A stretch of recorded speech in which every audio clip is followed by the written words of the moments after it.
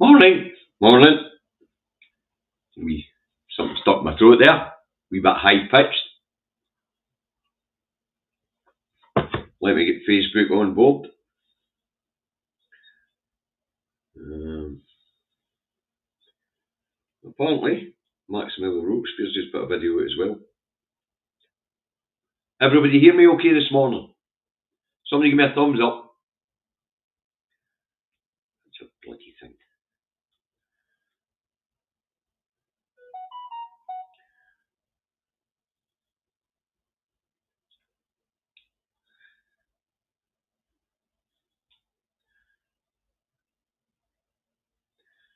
Okay, that's Facebook on board. Good morning, people. What we got? Who's in? Alistair, Mad Monk, Jim, Stephen, Lorna. I see Christina's there. Aki's. Stephen Nichols there. Ange. Morning, Millie. Morning, wee bird. Right, scroll back down the bottom. And watch out for Facebook hitting. Good morning, Melanie. I hope it's a wee bit warmer where you are than what it is here. Morning, Jen. Okay, where are we? We're up to the 50 mark, so let's get this broadcast underway. It's Andy Truck Davy out the truck and up home in his office in Salisbury, North Lanarkshire on Tuesday, the 19th of the 11th, 2024, where it's a crisp, clear morning, -3 degrees. Brrr. And actually, the temperature is making the headlines this morning, folks. So first up this morning, we have, well, we did have the metro, it's here somewhere.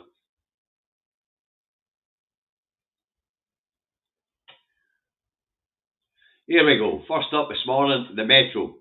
And cold snap and bills go up again, chilling blow. And this is the news that during this cold snap, the regulator at Ofgem, or whatever the hell it's called, has decided that the so-called cap, which isn't a cap at all, is going up by a further 1% minimum in January. And combine that with the government having taken away the pensioners' winter fuel cap, and if we have extended cold spells this winter, there may be trouble ahead. NHSs are already under pressure everywhere, and as winter diseases, cold and flu, pneumonia, and that hit in, hospitals may well be overwhelmed again. Now, what's interesting about these increases in fuel bills is that Labour knew when they scrapped this winter fuel allowance for the pensioners that it would kill at least an additional 4,000 pensioners a year. They knew that. Turns out that this new government is just as ruthless, if not worse, than the last one. More children, 250,000, shoved into poverty this year because of the two-child cap.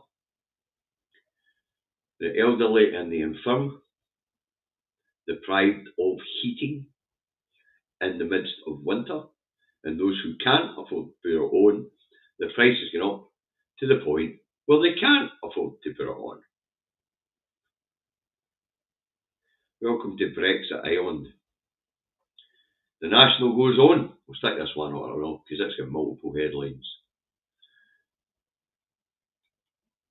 The National goes on. Forbes.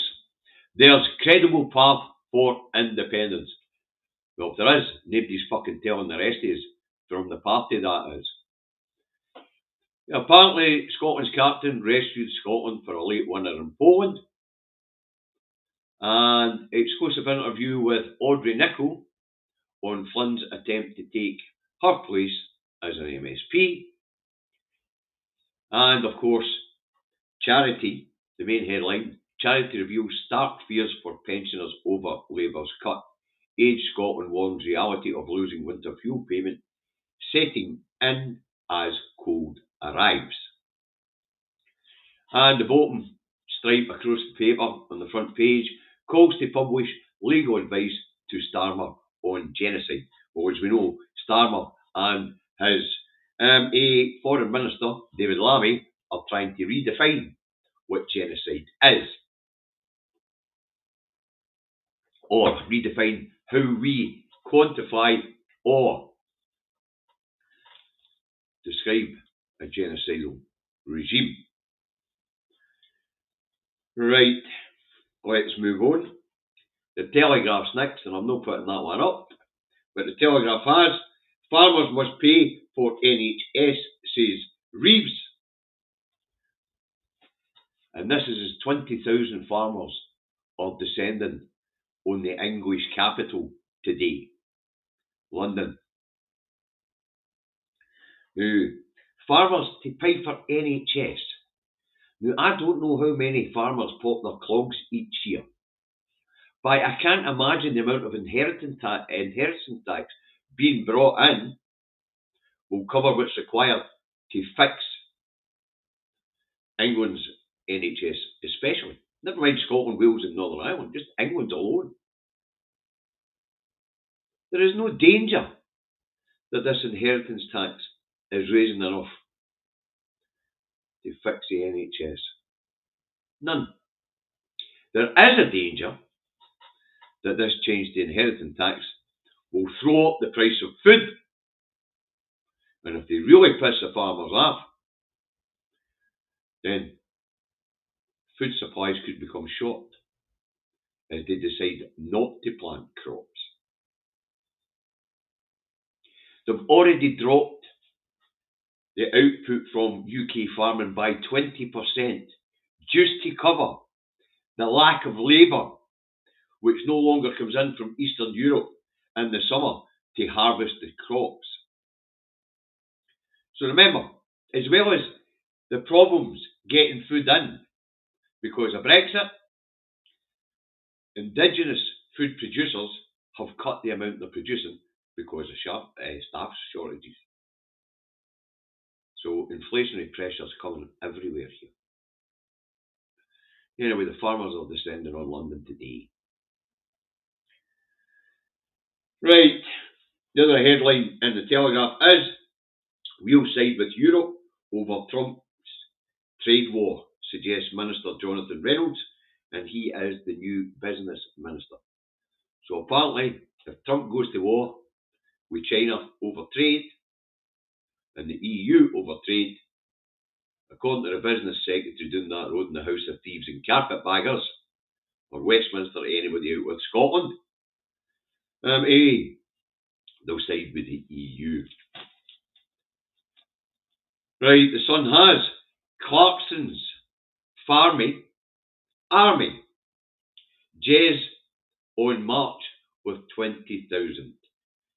Now, Clarkson, Dyson, these are the guys this change to inheritance tax was meant to hit. The guys who invested in this land to avoid inheritance tax. But that's not who it's going to hurt. It's going to hurt small to medium-sized farmers whose farms have a value of, I think it's £3 million. Right, the Daily Record goes on. A sex crime story. Scott's Willy Wonka boss exposed as sex pest. Organiser of Laughing Stock event plagued women with messages and vile photographs. Now, apparently, this guy put on a Willy Wonka extravaganza in Glasgow. And it turned out to be a couple of midgets painted orange, and the factory was nothing to look at. Right, hell, the guy's a sex pest, apparently. Right, the Herald tells us that legal aid at crisis point as a third of Scotland's lawyers are set to retire. I guess we're not training enough lawyers. The Scotsman says University of Edinburgh to shed staff and new cuts blow. Apparently, this is being blamed on the national insurance increase, and that will trigger a fresh round of redundancies at Edinburgh University. The Times has Kremlin threatens palpable response to Ukraine missiles. And the big retailers warn job losses after tax increases. Now, it seems to be absolutely every sector has told Reeves, we're laying people off, we're not investing. This is a bad move. Time will tell. Forecast so far is that 100,000 people will lose their jobs thanks to this national insurance increase on employers' contributions. But as we all know, that will hit the employees who are left as wage stagnation is back. We're also being told that inflation is on its way up again, and that will slow down, bringing down interest rates. And because the cost of borrowing is high, companies are also not borrowing to invest and expand. It would appear that the Chancellor learned economics in kindergarten, because this stuff is fucking stupid. There is a section of the population who could afford to burden more. She could have introduced more tax bands to raise 11.9 billion quid. She could have equalised corporation tax with income tax, capital gains tax with income tax. She could have increased inheritance tax on the 1%.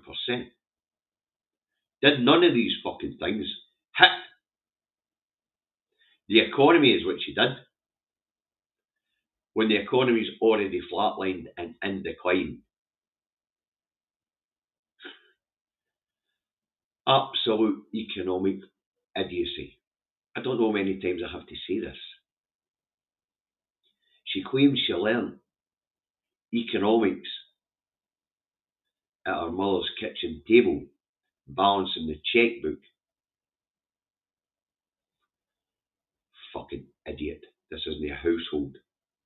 And her mammy couldn't produce money by picking up the fucking phone.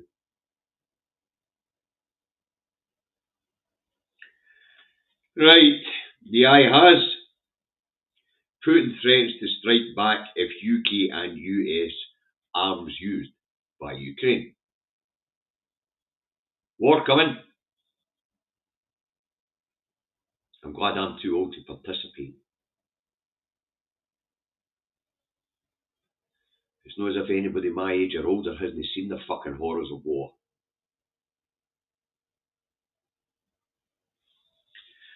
The Daily Fail has flight chaos as BA hit by another IT meltdown.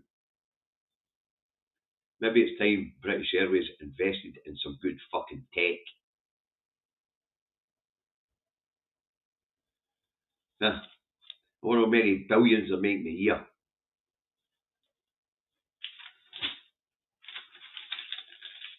What's the star goat for us today?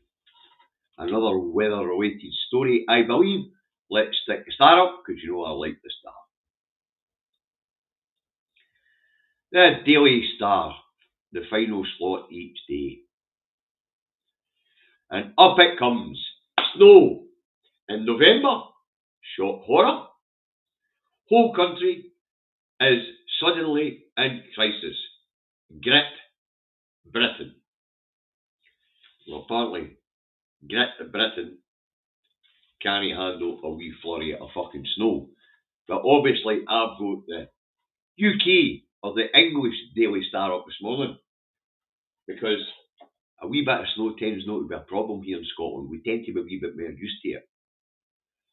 And because bad weather is more common here in Scotland, our councils are well prepared for it. And the world looks in on bad weather in Scotland because we give our gritters wacky, funny names.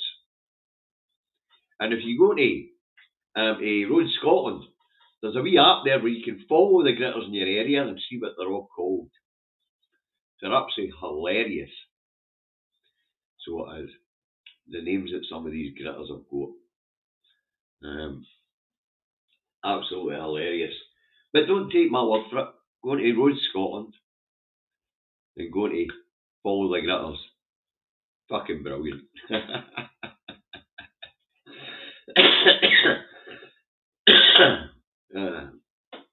Hey Marlene, gritters are out. Better food for the week as you won't be able to leave house once the snow hits. Well, you know, you do get a bit of snow where you are. Well, there in Sweden. And apparently the snow is already hitting here. And just before we go this morning, folks, a bit of comedy gold for you. Apparently Anna Sarwar has declared that Scottish Labour, if elected in 2026, will reintroduce the winter fuel payment for pensioners. That's a bit like Keir Starmer promising to scrap tuition fees or to renationalise the utilities or promise to fix social care. It's just a fart in the wind. Sarwar is a confirmed liar. He promised the Scots that the two-child cap would be gone if we voted for Labour. He promised the Scots that the Wasp-Would-Be women would get settled if we voted for Labour. Huh? He promised to save Grangemouth refinery if we voted for Labour. Just another fucking lie for another lying British nationalist fucking politician. Just another fucking lie. As we've seen right through that last election campaign, every time Sarwar made a promise, Starmer smacked his arse. But the lie was out and running round the nation a week before the truth could get his fucking boots on and chase after it. That's generally how it works. Anyway, that's the crap that's in the paper today, folks. War coming, and apparently we can't cope with bad weather. Granny's going to fucking freeze to death because of the latest administration in the House of Thieves and Carpetbaggers. But do you think the Labour Party care? After all, the guy who's in charge of the Labour Party goes to bed each night justifying to himself the murder of 15,000 fucking children in Palestine. The man's a monster. He's supposed to be a father. Well, look what he's done to Granny, freezing her to fucking death. Look what he's done to your children, fucking them into poverty. Look what the King's doing for his 76th birthday. Opening fucking food banks. One of the richest men in fucking the UK thinks it's fun to open food banks for his serfs, his subjects. This fucking island has become a dystopian nightmare. And all you have to do to stop it? Stand fucking up. Or as the other David says, independence, independence, independence. Eyes on the prize.